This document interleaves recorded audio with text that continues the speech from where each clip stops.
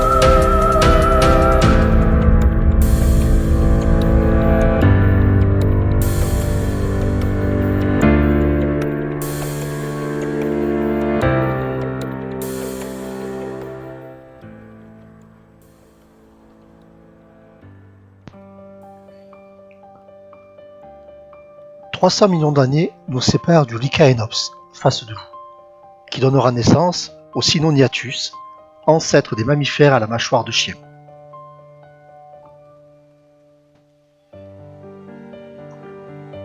Le chien, Canis lupus familiaris, est la sous-espèce domestique de Canis lupus, un mammifère de la famille des canidés, qui comprend également le loup gris, ancêtre sauvage du chien, et le dingo, chien domestique redevenu sauvage.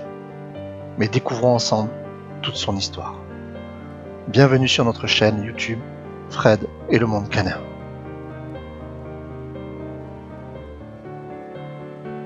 Les premiers mammifères apparurent il y a environ 225 millions d'années. Ils sont de tailles différentes et n'ont pas tous le même régime alimentaire. Ils restent cependant des animaux secondaires tant la présence des dinosaures est primordiale.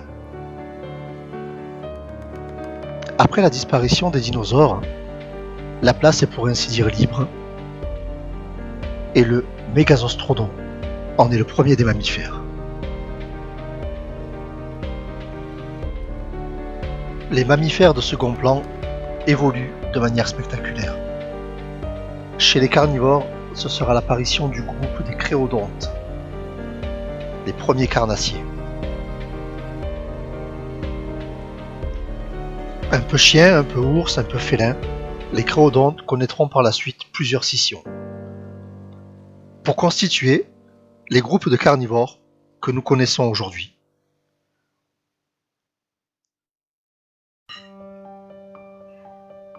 Il y a 40 millions d'années, apparaît en Amérique du Nord au sein de l'ordre des Myiacidés, le Myasis, sorte de génette considérée comme l'ancêtre de tous les carnivores, donc du chien. Il y a 30 millions d'années, apparaît sur le continent nord-américain l'Espiroxion.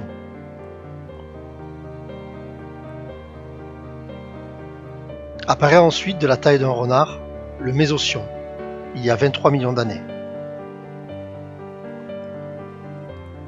C'est à partir de ce moment-là que les théories divergent. Mais la plus générale voudrait qu'à partir de Mésocion prennent vie plusieurs mammifères carnivores qui prendront chacun des chemins différents.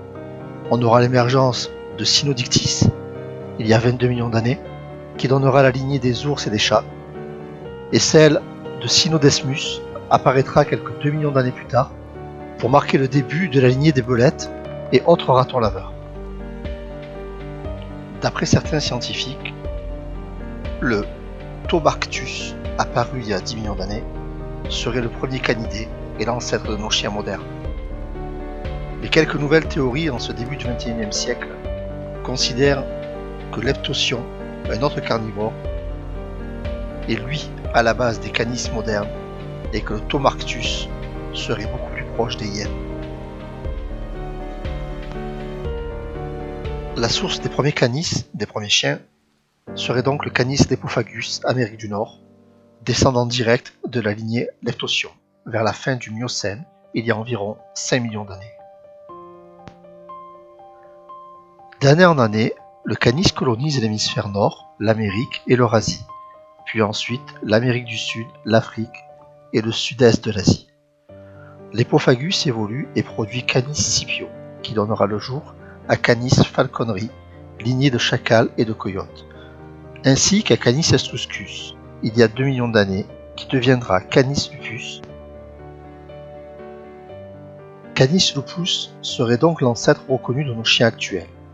Il faut souligner les convictions de certains naturalistes de renom, comme Linné, Buffon ou Cuvier, qui penchaient pour une origine commune du dingo d'Australie ou du paria d'Afrique ou d'Asie, pour les quelques 355 races de chiens domestiques connues aujourd'hui.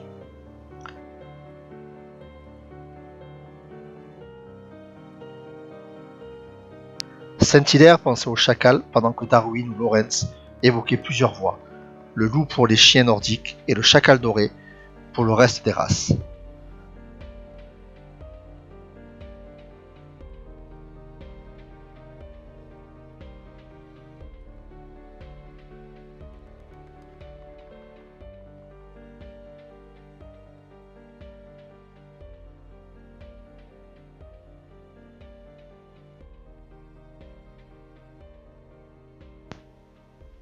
Desmond Morris, naturaliste vulgarisateur, se focalise plutôt sur le loup d'Asie, en se fondant sur les nombreuses similitudes entre loup et chien. Les canidés représentent une des 8 familles de Ficipèdes. Cette famille comprend 15 genres, le genre Canis regroupe 9 espèces, dont le Canis familiaris issu du Canis lupus. Vous retrouverez, bien évidemment, un tableau détaillé en fin de vidéo.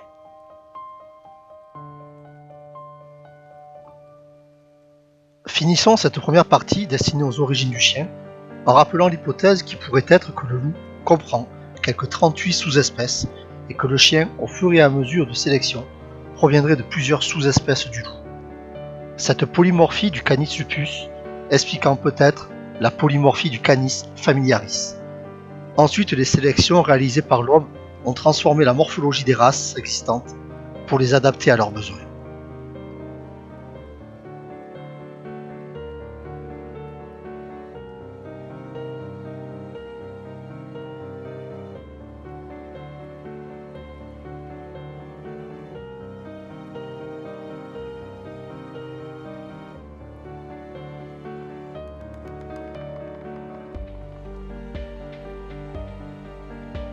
Merci d'avoir regardé cette vidéo jusqu'au bout, et surtout n'hésitez pas à vous abonner et à partager notre chaîne.